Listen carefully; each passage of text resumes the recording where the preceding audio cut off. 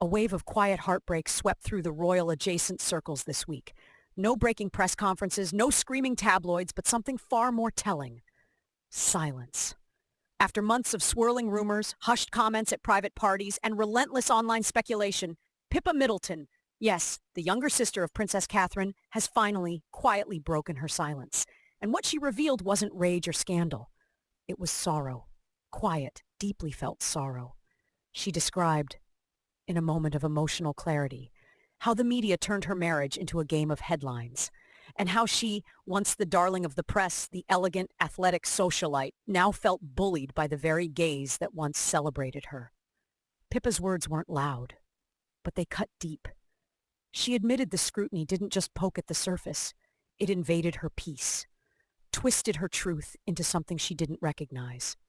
The version of herself she saw in newspapers and Instagram reels, it wasn't her. Not anymore. But one detail from her confession stood out above all. The unwavering presence of her sister, Princess Catherine. No public statements, no interviews, no social media posts. Just quiet, steadfast support. And in this family, that speaks louder than anything. Let's go back for a moment, before the spotlight too hot, before rumors of marital trouble with James Matthews became front-page news. Pippa Middleton was the picture of grace. Her love story with James didn't begin at a royal gala or a red carpet premiere. It started with something far more human, an unexpected encounter. It was at the Eden Rock Hotel in St. Bart's.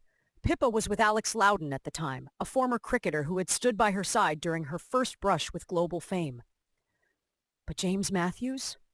He made an impression. Not with flash, not with fame, but with calm. He didn't chase the spotlight. He simply listened. He stood near her, not in front or behind, but beside her. Eventually, the story shifted. Pippa and Alex drifted apart, slowly. There were no scandals, no shouting matches caught on camera. Just the kind of drifting that happens when two people stop reaching for each other. Then came Nico Jackson. Polished, wealthy, photogenic. They fit into the pages of glossy magazines perfectly. But even then, James Matthews never vanished. He was a quiet shadow at events, never pushing, never pulling, and in time that quiet presence became her anchor. They married in 2017, a fairy tale wedding witnessed by the royal family.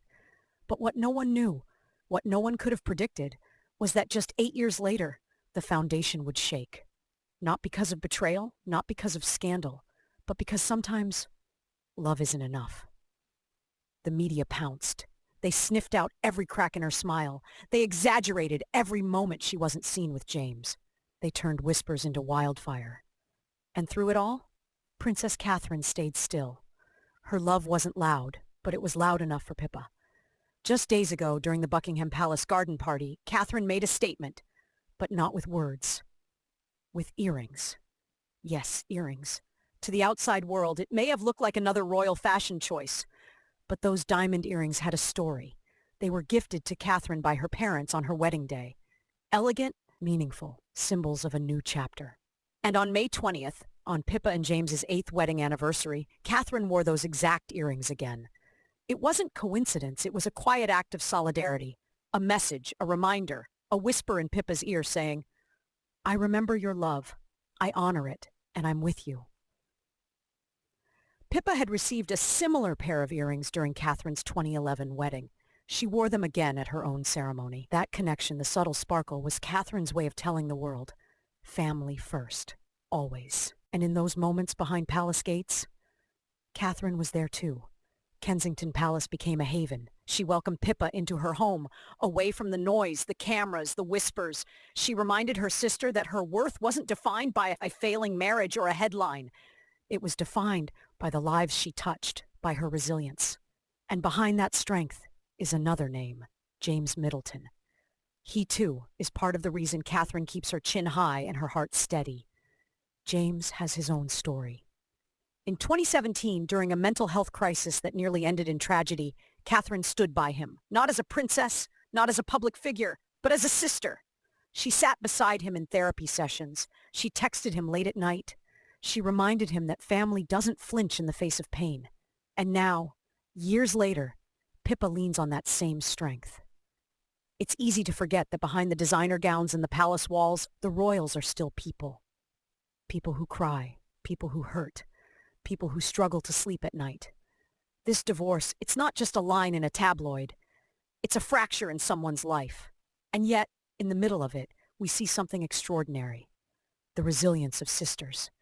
The quiet power of standing beside someone when they can't stand tall on their own. The Middleton family has always been known for their closeness.